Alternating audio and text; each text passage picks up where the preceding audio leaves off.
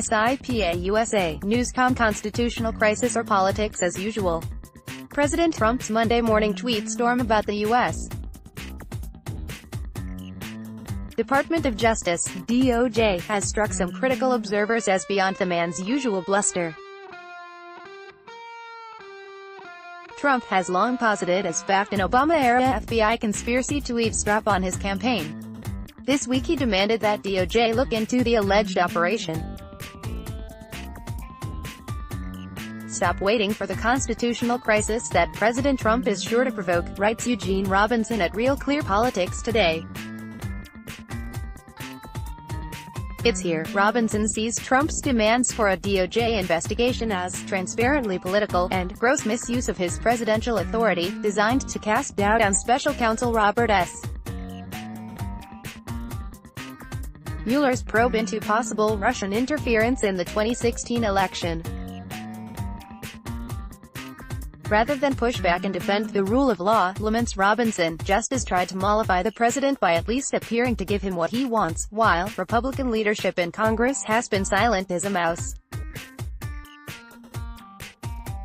This is how uncrossed the lines are crossed. Indeed, this may be the first Department of Justice criminal investigation ordered via Twitter feed, as Paul Callan writes at CNN. And yet we've seen Trump behave like this quite a few times before, making grand proclamations about everything from transgender troops to world affairs without first consulting his cabinet or going through proper PR channels. In the end, Trump's wants wound up taking typical bureaucratic, legislative, and/or judicial paths to fruition, when they've come to fruition at all. Some people, perhaps including Trump himself, may think the president can change policy via social media decree, but so far at least, this isn't the case. I hereby demand, and will do so officially tomorrow, that the Department of Justice look into whether or not the FBI, DOJ infiltrated or surveilled the Trump campaign for political purposes, and if any such demands or requests were made by people within the Obama administration. Donald J.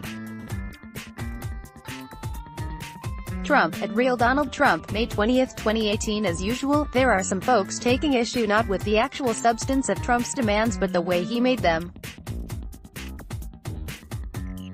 CNN's Callan writes that Trump using Twitter to announce important criminal justice news is inappropriate because it trivializes the entire process. Personally, I'd rather Trump keep saying the quiet parts loud, so to speak.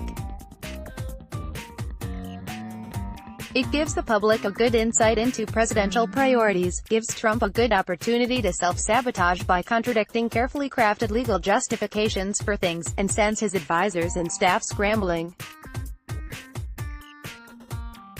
to clean up after or justify the president's outbursts, which seems like a more benign use of time than whatever else they might get up to in the White House.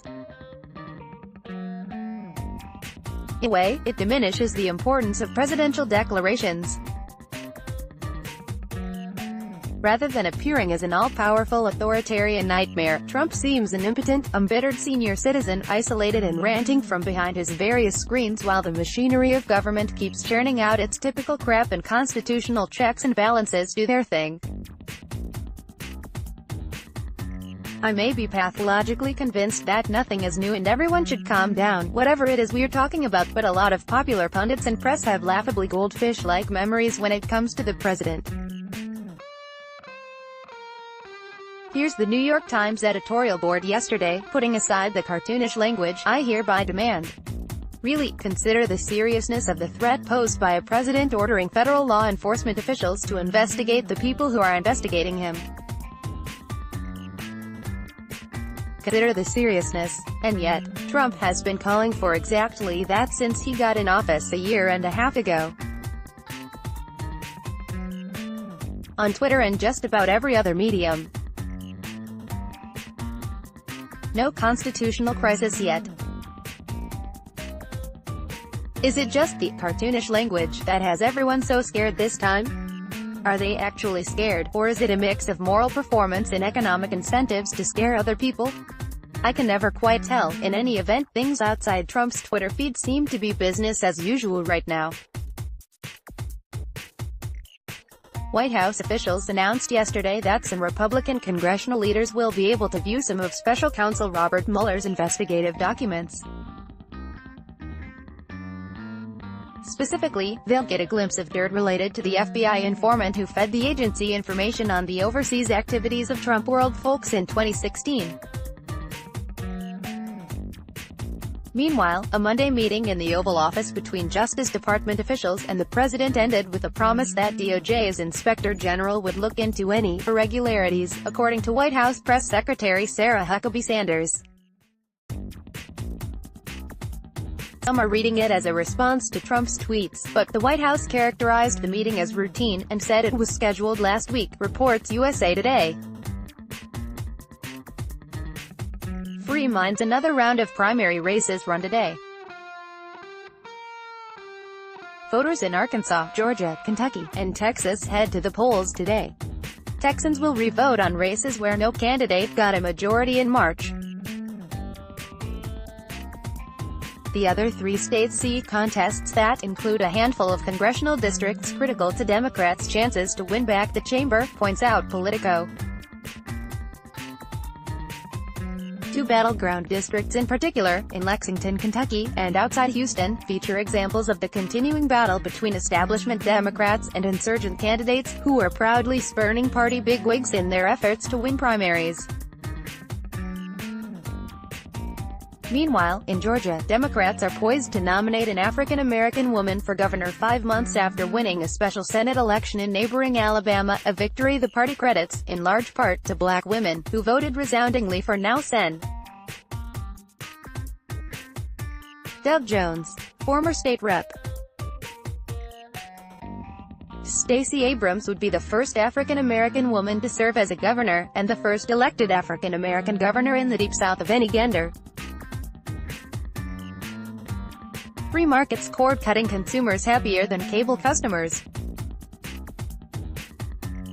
Cable and internet service providers are among the most disliked companies in the country. A 2014 survey found them at the bottom of the Consumer Satisfaction Index, and falling. In spite, or perhaps because, of this, TV and movie streaming services earn extremely high marks from consumers. An April 2017 through March 2018 survey found video streaming services scored among the highest in the telecommunications categories tracked by the American Customer Satisfaction Index, reports QZ. 2018 was the first year the index assessed video streaming services, and the category debuted with a score of 75 on the scale of 100. Scores for both subscription TV and internet services fell 3% in the last year. The Internet and subscription TV satisfaction ratings were only 62 each. Faring slightly better, but not as well as streaming services, were traditional pay TV services like AT. They got a 68. Among streaming platforms, Netflix, Sony PlayStation Vue, and Twitch earned the highest consumer satisfaction marks, 78 100s, followed by Apple iTunes and the Microsoft Store with a 77, YouTube Red with a 76, and Amazon Prime Video, Google Play, Hulu, and Vudu with a 75. Quick hits.